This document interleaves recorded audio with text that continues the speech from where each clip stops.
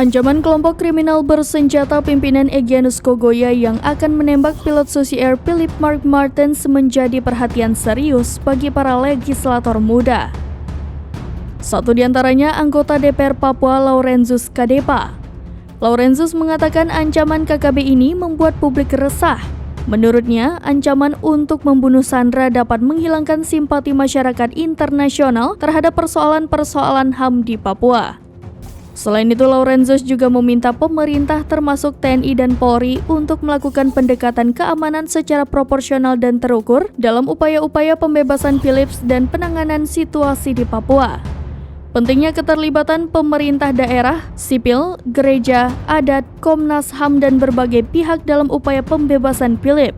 Untuk itu, ia berharap agar kelompok Egyanus Kogoya tidak melakukan tindakan yang berlebihan dan bisa menghargai hak hidup dari Philip Mark Martens. Sebelumnya, juru bicara TPNPB Sebi Sambo mengatakan, kelompok kriminal bersenjata pimpinan Egyanus Kogoya akan menembak pilot Susi Air Philip Mark Martens.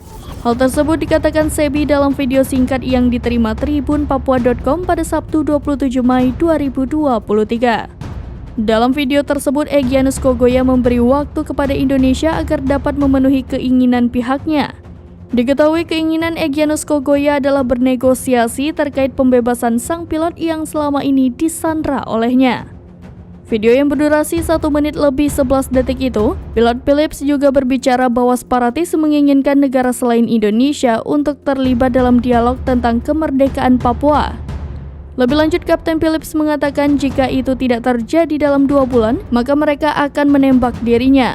Diketahui Kapten Philips Mark Martens telah disandra oleh Tentara Pembebasan Nasional Papua Barat kelompok Egyanus Kogoya sejak 7 Februari 2023 lalu di hutan Kabupaten Duga, Papua Pegunungan hingga saat ini.